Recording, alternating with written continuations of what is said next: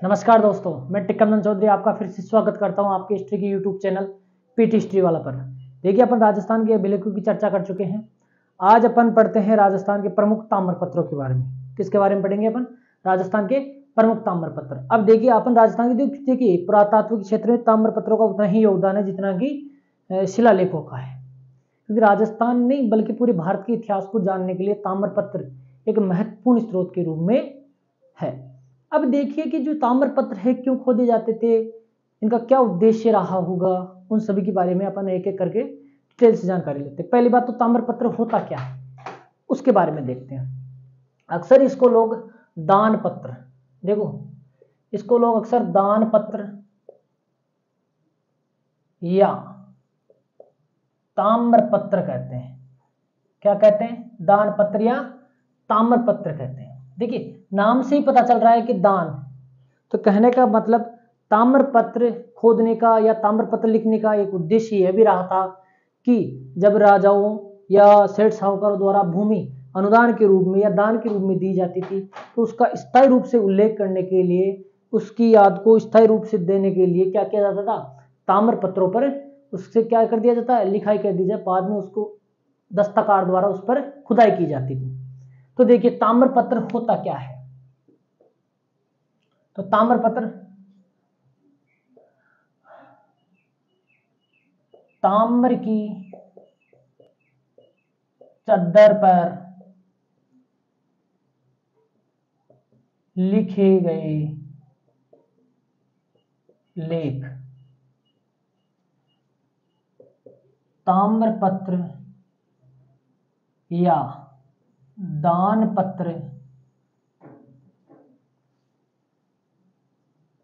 कहलाते थे। क्या कहेंगे अपन कि ताम्र यानी तांबे की चद्दर पर खुदे गए लेख क्या कहलाते थे? ताम्रपत्र या दान पत्र कहलाते थे। अब देखिए, जब अपन इसकी बात कर रहे हैं तो ये ताम्रपत्र क्यों जारी किए जाते थे? तो देखो, इनका उद्देश्य ताम्रपत्र लिखने का मुख्य उद्देश्य दिए गए अनुदानों का विवरण स्थायी तौर पर रखा जा सके।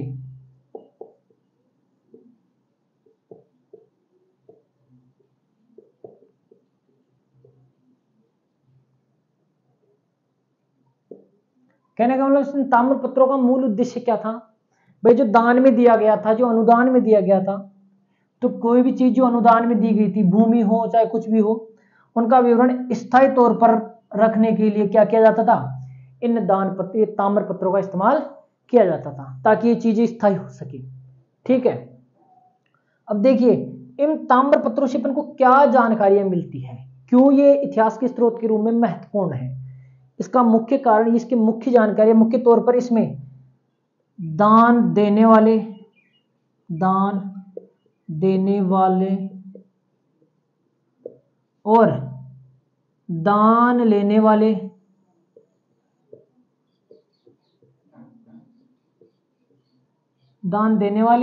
लेने वाले यानी दाता और लेने वाले दोनों को क्या वंश क्रम की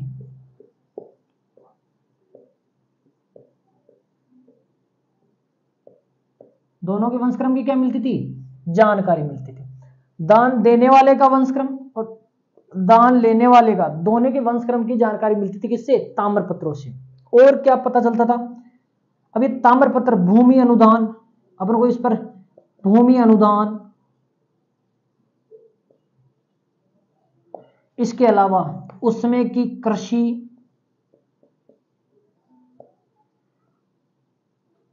विभिन्न प्रकार की भूमि,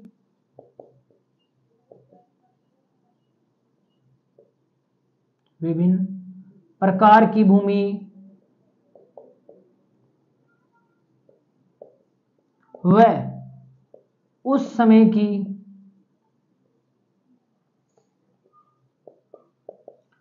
आर्थिक, सामाजिक व राजनीतिक और धर्मपरायणता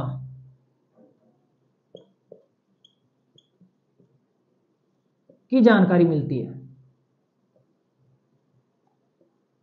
धर्मपरायणता की जानकारी मिलती है क्योंकि अक्सर ये जो ताम्रपत्र है या भूमिदान मंदिरों के लिए भी दिए जाते थे, तो ऐसे में उस समय की धर्म की भी परायणता की भी जानकारी मिलती है। उस समय की राजनीतिक, क्योंकि अक्सर युद्ध जीतने के बाद में वहां पर भूमिदान दी जाती थी, लोगों को वहां पर बसाया जाता था। ऐसे जगह में राजनीतिक, सामाजिक और आर्थिक जानकारियां भी मिलती है। इन अनुदानों से ये पता चलता है कि उस समय की कृषि कैसी थी, वहां पर विभिन्न प्रकार की भूमियां कैसी हुआ करती थी, उस चीज की भी जानकारी मिलती है। यहां तक कि दान देने वाले, दान लेने वाले के वंश क्रम का भी पता चलता है। और क्या जानकारी मिलती है, एक बार आप इसका स्क्रीनशॉट लीजिए। यस, अब देखिए अपन देखते हैं आगे दवाई, ये ताम्रपत्र, इनका और क्या उद्देश्य रहा होगा, इनसे अपन को क्या जानकारियां मिलती है, ये क्यों महत्वपूर्ण है, इतिहास को समझने के लिए इनको इतना क्यों महत्वपूर्ण माना गया है, वो देखते हैं अपन।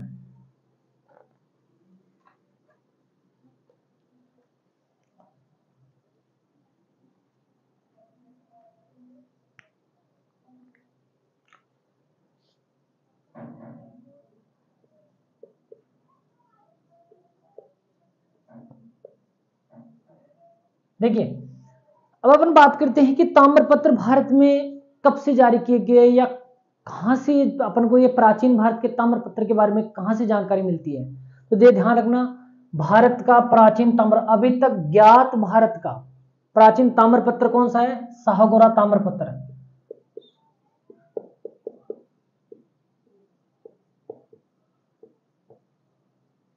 कौन सा ताम्रपत्र, शाहगोरा ताम्रपत्र। ठीक है, ये कहां से प्राप्त हुआ है, उत्तर प्रदेश से। कहां से मिला ये, उत्तर प्रदेश से। किस समय का है, तो ये मौर्य शासनकाल कह रहे हैं, मतलब 3री सदी ईसा पूर्व का। इस ताम्रपत्र की भाषा क्या है, प्राकृत है। कौन सी भाषा है, प्राकृत। लिपि कौन सी है, ब्राह्मी लिपि है। इसकी लिपि कौन सी है, ब्राह्मी लिपि है। क्योंकि आपको पता ही होगा मौर्य काल में अपन को जो ब्राह्मी लिपि थी वो महत्वपूर्ण लिपि थी उस समय की। ठीक है, तो देखिए ये प्राकृत भाषा और ब्राह्मी लिपि में लिखा गया ताम्रपत्र है। और ये किस टाइम पीरियड का है, ये मैं यहां पर लिख देता हूं, मौर्य काल का है। किस काल का है, मौर्य काल का है। ठीक है जी। अब देखिए मैं ये कह सकता हूं कि भारत का ज्ञात प्राचीन ताम्रपत्र। तो एक पॉइंट देख क्लियर होना चाहिए कि अपन ताम्रपत्र पढ़ रहे हैं, तो भारत का प्राचीनतम ताम्रपत्र कौन सा है, तो कौन सा है, शाहगोरा ताम्रपत्र, जो कहां से मिला है, उत्तर प्रदेश से मिला है। ये कब का है, 3री सदी ईसा पूर्व का है। इसकी भाषा प्राकृत है, लिपि ब्राह्मी है। इससे क्या जानकारी मिलती है अपन को, इसमें मौर्य काल में पड़े अकाल हेतु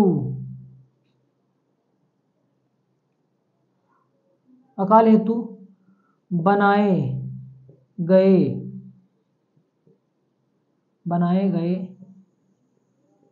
अनाज कोष्ठागारों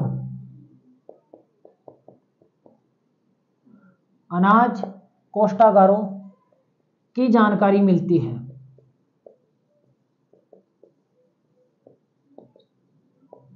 किसकी जानकारी मिलती है, अनाज कोष्ठागारों की जानकारी मिलती है। यानी कहने का मतलब इस ताम्रपत्र से ये पता चल रहा है कि मौर्य काल में जब अकाल पड़ा तो उसके लिए अकाल राहत कार्य किए गए, और अकाल राहत कार्यों के तहत क्या किया गया, कोष्ठागारों, अनाज कोष्ठागारों का निर्माण किया गया। कहने का मतलब अनाज भंडारण केंद्र बनाए गए ताकि अकाल ज्यादा समय तक चले, तो ऐसे में इस अनाज का उपयोग रिजर्व के तौर पर जनता के लिए किया जा सके। इस चीज की जानकारी किससे मिलती है? शाहगोरा ताम्रपत्र से मिलती है। तो इससे ये भी पता चल रहा है कि उस समय की जो भौगोलिक या उस समय की जो वातावरण वगैरह वगैरह जो भी परिस्थितियां थी उनकी भी जानकारी मिलती है। यहां तक कि समय की जानकारी का महत्वपूर्ण स्रोत है। इससे अपन किसी भी राजवंश का समय डिसाइड किया जा सकता है और उस समय की भाषा, शैली, इन सभी प्रकार की जानकारियां भी देते हैं। कौन? ये ताम्रपत्र। तो ये भारत का ज्ञात प्राचीन ताम्रपत्र है। कौन सा? शाहगोरा ताम्रपत्र, जो कहां से मिला है? उत्तर प्रदेश से। समय क्या है इसका? इसका समय है आपका 3री सदी ईसा पूर्व और भाषा क्या है? प्राकृत। लिपि क्या है? ब्राह्मी। ये भारत का ज्ञात प्राचीनतम ताम्रपत्र है, यानी अभी तक मिला सबसे प्राचीन ताम्रपत्र यही है अपने पास। होंगे इससे भी पुराने होंगे, लेकिन अभी तक अपने पास वो अपन को मिले नहीं है। तो ज्ञात प्राचीनतम ताम्रपत्र कौन सा है अभी तक? तो शाहगोरा ताम्रपत्र, जो कहां से मिला है? उत्तर प्रदेश से। इसमें मौर्य काल में पड़े अकाल हेतु बनाए गए, अकाल राहत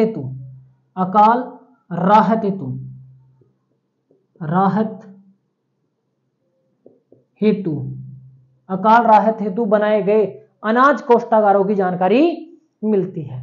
स्क्रीनशॉट ले सकते हो। यस। अब देखिए आगे देखते हैं अपन राजस्थान में, और पहली बात ये भी देख लेते हैं कि भूमिदान का पहला उल्लेख कहां से मिलता है।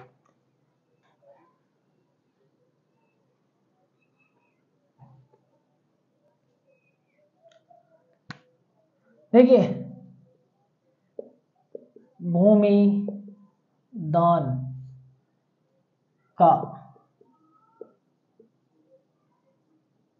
प्रथम उल्लेख सातवाहन शासकों के काल में मिलता है। भूमिदान की जानकारी सबसे पहले किस काल में मिलती है? सातवाहन शासकों के काल में मिलती है। इन सातवाहन शासकों ने क्या किया? सातवाहन शासकों ने ब्राह्मणों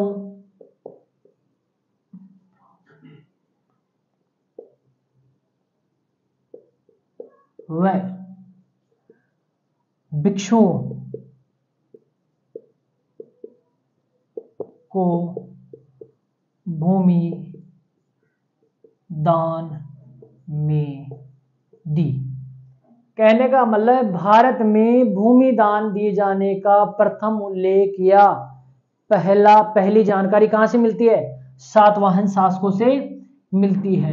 यानी भारत में भूमि दान दिए जाने की प्रथा की जानकारी किस शासक से संबंधित या किस वंश से संबंधित है? तो सातवाहन शासकों ने सबसे पहले भारत में क्या किए? भूमि दान देना प्रारंभ किया। और उन्होंने ये काम किनको किया?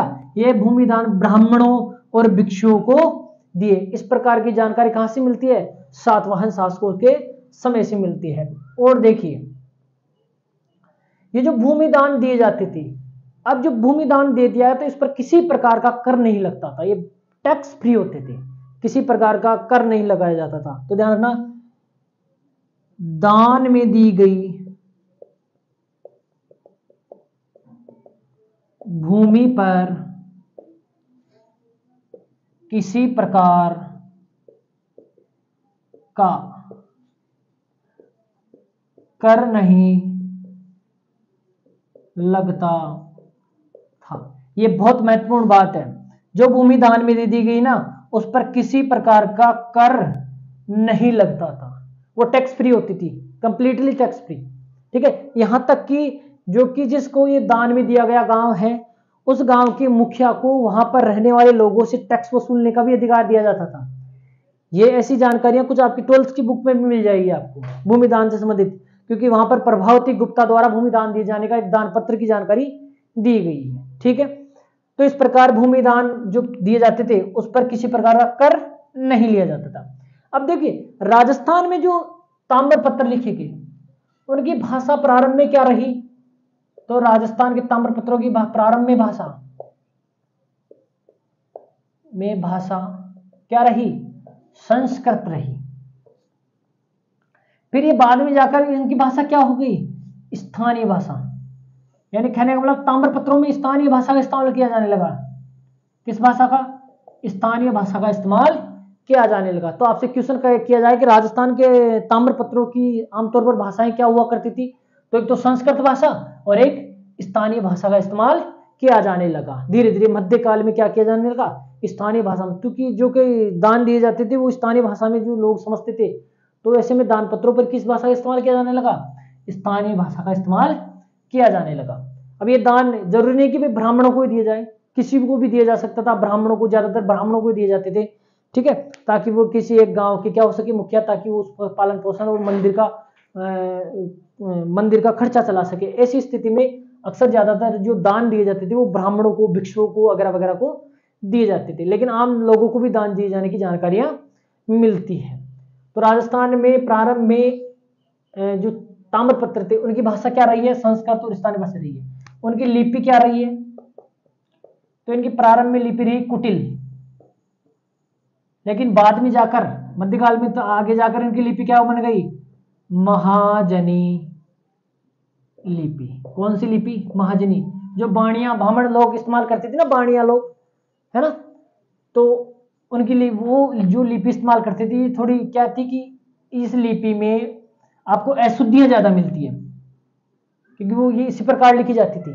तो महाजनी लिपि और कुटिल लिपि का इस्तेमाल किया जाता था ताम्रपत्रों में। तो ये राजस्थान के ताम्रपत्रों से संबंधित है, ठीक है जी। अब आगे देखते हैं अपन एक एक करके राजस्थान के ताम्रपत्र। आप स्क्रीनशॉट ले लीजिए।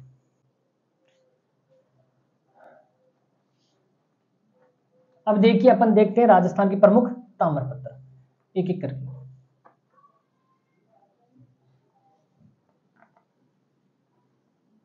अपना पहला ताम्रपत्र है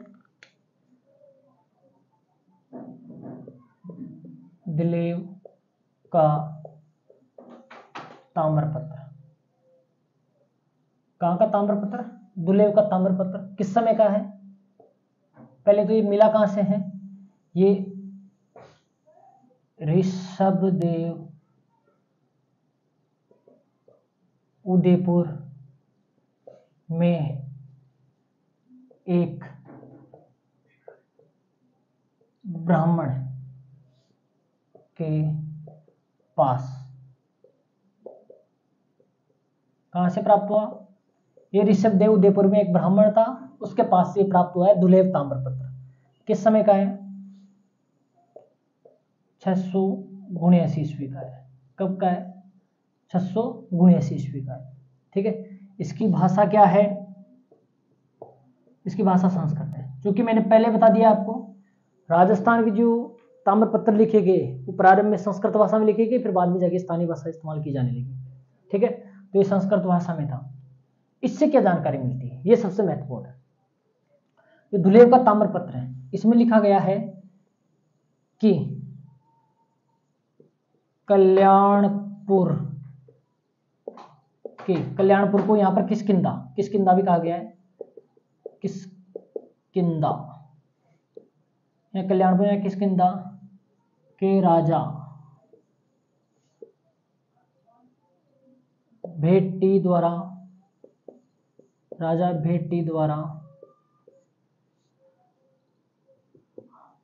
महाराजा भप्पपति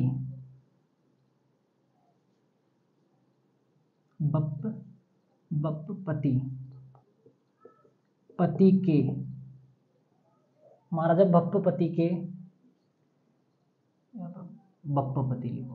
भप्पपति के श्रेयार्थ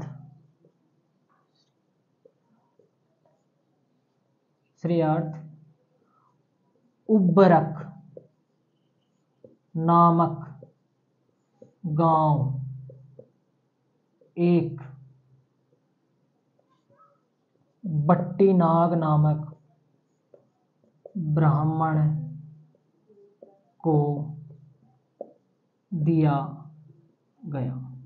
क्या जानकारी मिलती है, कल्याणपुर यानी किष्किंधा के राजा, कल्याणपुर या किष्किंधा, तो कल्याणपुर को क्या कहा गया है, यहां पर किष्किंधा कहा गया है।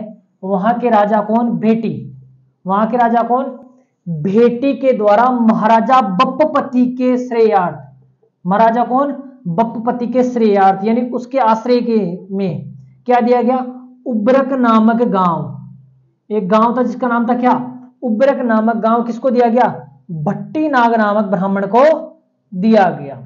ये जानकारी मिलती किससे, दुलेव के ताम्रपत्र से। ठीक है, पहली जानकारी तो ये है।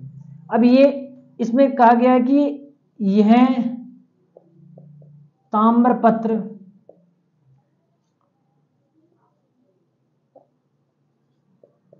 हर्ष संवत के 23वें वर्ष जारी किया गया। कौन से वर्ष जारी किया गया था, हर्ष संवत के 23वें वर्ष में जारी किया गया। कौन सा ताम्रपत्र, दुलेव का ताम्रपत्र। और क्या जानकारी मिलती है, इस ताम्रपत्र में यह जो बप्पपति दिया गया है, इस ताम्रपत्र से अपन को यह भी पता चलता है कि संभवतः ये बप्पा रावल ने जारी किया होगा। इस ताम्रपत्र को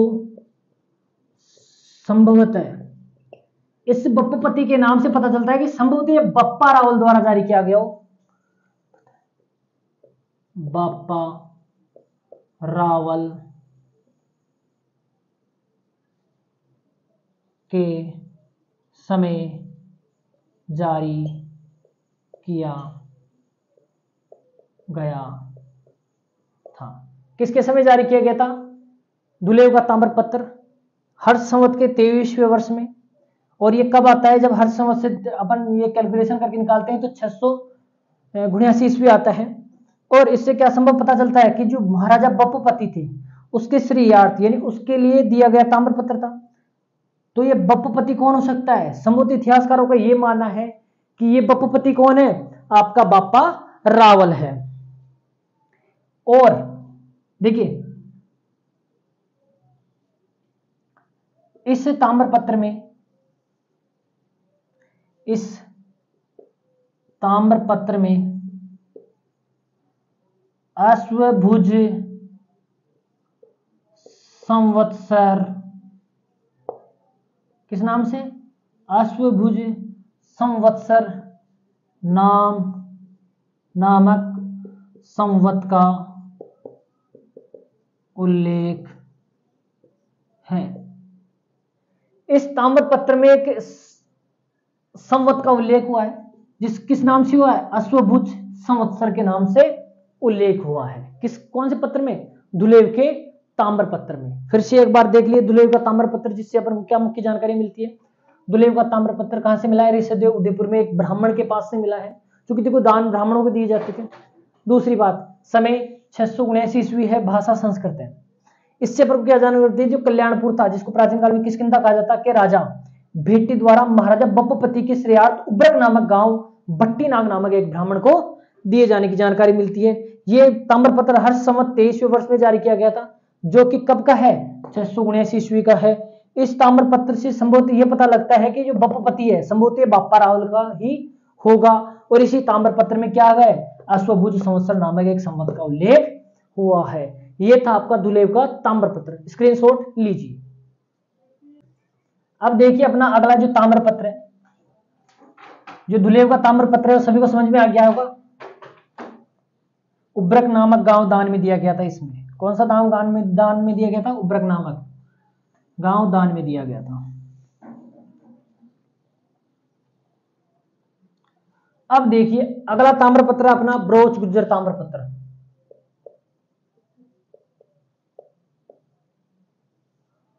ब्रोच गुज्जर ताम्रपत्र कब का है, 978 ईस्वी का। कब का है, 978 ईस्वी का है ब्रोच गुज्जर ताम्रपत्र। बहुत महत्वपूर्ण ताम्रपत्र है, इससे एक दो बार क्वेश्चन आ चुके हैं, इसलिए बहुत इंपॉर्टेंट है। हो सकता है इसके बारे में पूछ ही लिया जाए। देखिए पहली बात तो ये जो ताम्रपत्र ये क्या जानकारी देता है, ये सबसे महत्वपूर्ण जानकारी ये देता है कि जो कि गुज्जर जाति थी उन्होंने क्या किया, सप्त सैंधव प्रदेश से लेकर गंगा कावेरी तक उन्होंने एक सैनिक अभियान किया था, उसकी जानकारी मिलती है। किससे? ब्रोच गुज्जर ताम्रपत्र से। कौन सी जाति? गुर्जर जाति द्वारा। गुर्जर जाति द्वारा, किस द्वारा? गुर्जर जाति द्वारा सप्त सैंधव प्रदेश से लेकर, सप्त सैंधव प्रदेश से लेकर गंगा कावेरी तक सैनिक अभियान की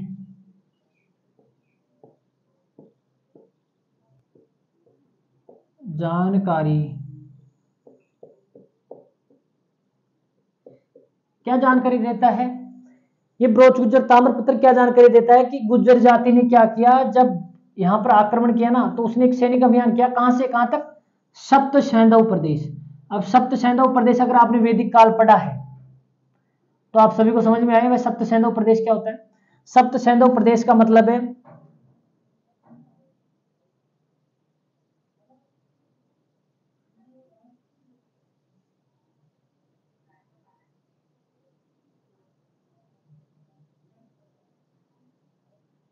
ये आपका भारत है सुंदर सा।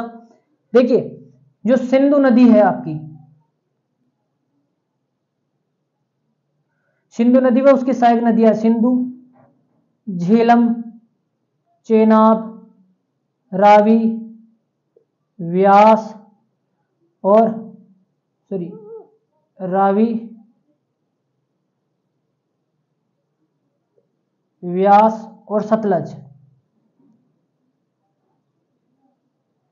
इन नदियों के साथ साथ आपकी जो प्राचीन काल में जो सरस्वती नदी बहती थी, प्राचीन काल में जो सरस्वती नदी बहती थी, जिसको इन नदियों, कितनी नदियों की? 1 2 3 4 5 6 7, इन सातों नदियों के प्रदेश को प्राचीन काल में सप्त सैंधव प्रदेश कहा जाता था। क्या कहा जाता था?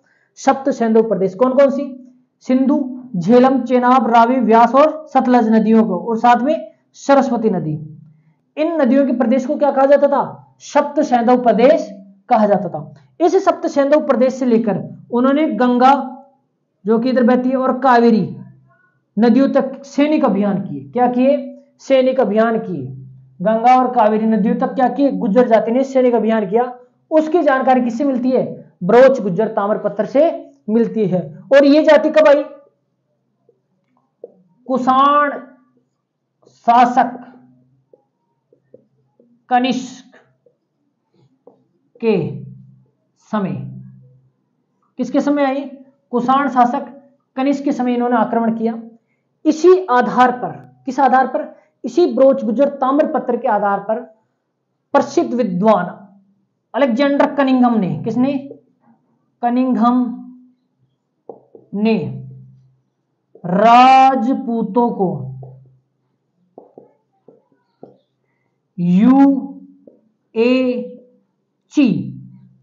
यानी कुषाण जाति का बताया है। यूएची यानी कुषाण बताया है। क्या बताया है? यूएची या कुषाण बताया है। किसने बताया है?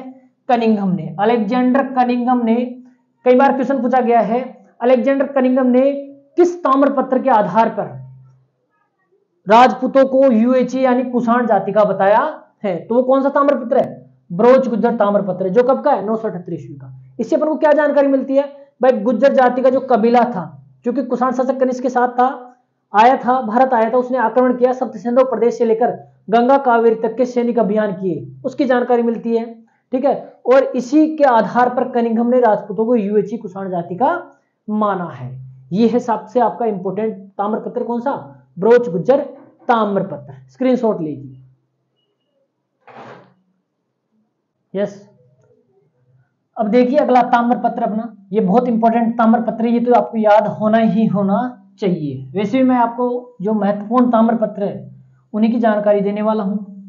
ताम्रपत्र बहुत सारे हैं, लेकिन अपन को वो पढ़ना है जो अपने लिए काम के हों।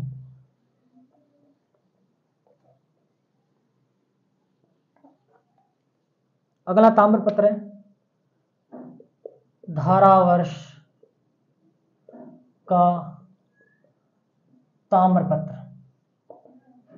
किसका ताम्रपत्र? धारावर्ष का ताम्रपत्र। कब का है? 1180 ईस्वी का है। कब का है? 1180 ईस्वी का है। इसमें किस चीज की जानकारी मिलती है? देखो, ये पहले तो संस्कृत गद्य व पद्य में लिखा गया है।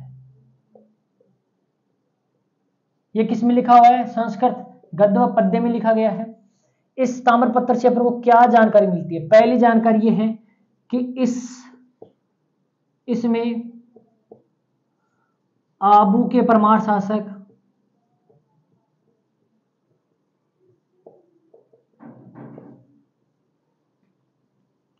धारावर्ष की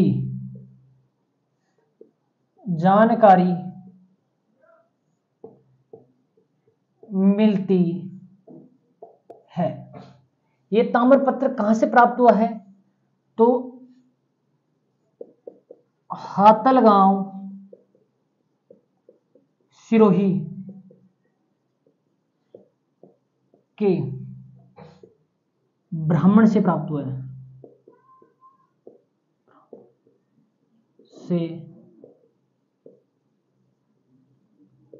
कहां के ब्राह्मण से?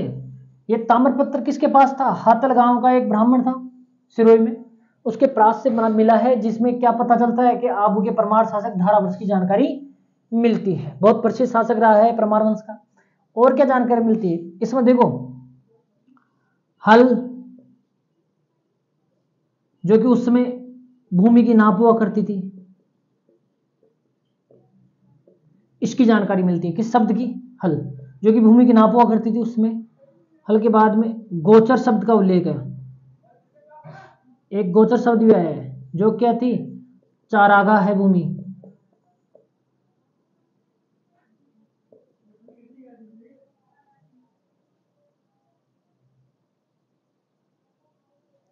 चारागाह। और कौन सी? ग्रास। ग्रास ये भी एक प्रकार की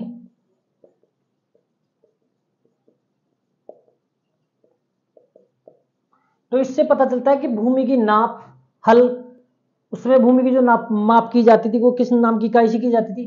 हल से की जाती थी। चारागाह भूमि को क्या कहा जाता था? गोचर कहा जाता था। और ग्रास भी एक प्रकार के भूमि का प्रकार था। इस प्रकार की विभिन्न प्रकार की जानकारी किससे मिलती है? धारावर्ष के ताम्रपत्र से मिलती है, जो कब का है? 1180 ईस्वी का है। संस्कृत गद्य और पद्य में लिखा गया है। और आबू के किस परमार शासक की जानकारी देता है? ये धारावर्ष की जानकारी देता है। और ये मिला किसके पास से? ये ताम्रपत्र तो हातलगांव सिरोही के एक ब्राह्मण से मिला है।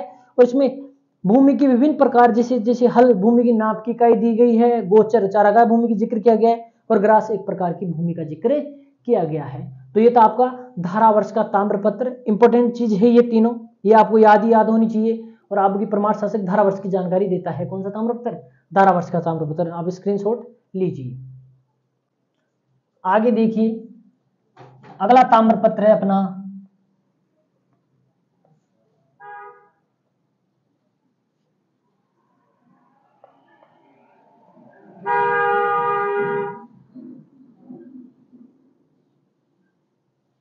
आहड़ का ताम्रपत्र।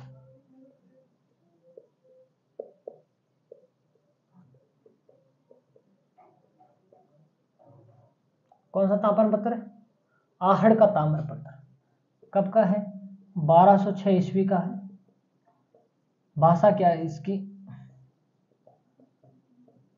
संस्कृत भाषा है। कौन सी भाषा है? संस्कृत भाषा है। इससे पर क्या जानकारी मिलती है? सबसे इंपॉर्टेंट है इसमें, देख पहली बात तो ये ताम्रपत्र किसके समय का है? तो यह है ताम्रपत्र गुजरात के सोलंकी शासक भीमदेव द्वितीय के समय का, किसके समय का है? गुजरात का जो सोलंकी शासक है भीमदेव द्वितीय, उसके समय का है। और इसमें किस चीज की जानकारी मिलती है अपने को? इसमें मूलराज से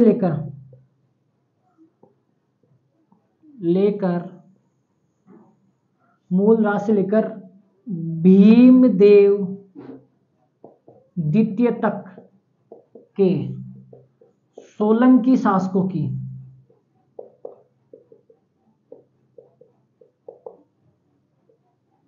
वंशावली दी गई है।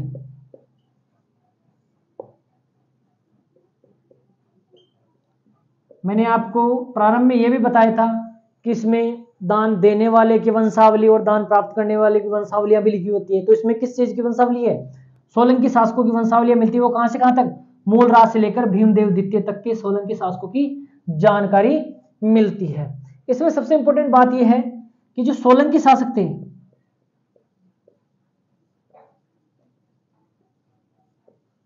सोलंकी शासकों ने क्या किया था? मेवाड़ पर अधिकार कर रखा था।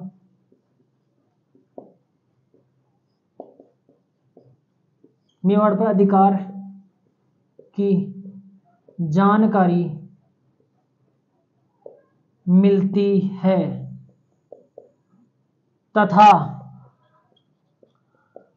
आहड़ को अपने राज्य का एक प्रांत यानी जिला बना रखा था। ये जानकारी मिलती है किससे? आपके आहड़ के ताम्रपत्र से, जो कब का है? 1206 ईस्वी का है। भाषा संस्कृत है। यह ताम्रपत्र गुजरात के सोलंकी शासक भीमदेव द्वितीय के समय का है। मूलराज से लेकर भीमदेव द्वितीय तक के सोलंकी शासकों की वंशावली देता है ये ताम्रपत्र। और इसमें क्या जानकारी मिलती है कि सोलंकी शासकों का मेवाड़ पर भी अधिकार रहा है, ये जानकारी भी मिलती है। और उन्होंने क्या किया? मेवाड़ में जो आहड़ है उसको अपने राज्य का एक प्रांत यानी जिला बना रखा था। यानी सूबा था, एक प्रांत था। कौन? आहड़। किनका? सोलंकी राज शासकों का। और सोलंकी शासकों ने कहां पर शासन किया है? गुजरात में शासन किया है। ये गुजरात के शासक थे जिन्होंने राजस्थान के कुछ भूभागों पर अधिकार कर रखा था। इस प्रकार की जानकारी देता है कौन सा ताम्रपत्र? आपका आहड़ का ताम्रपत्र, जो कब का है? 1206 ईस्वी का है। इस प्रकार ये राजस्थान के आज कुछ अपन ने जो ताम्रपत्र देखे, बाकी ताम्रपत्र अपन अगली क्लास में देखेंगे। जय श्री राम, खम्मा गढ़ी।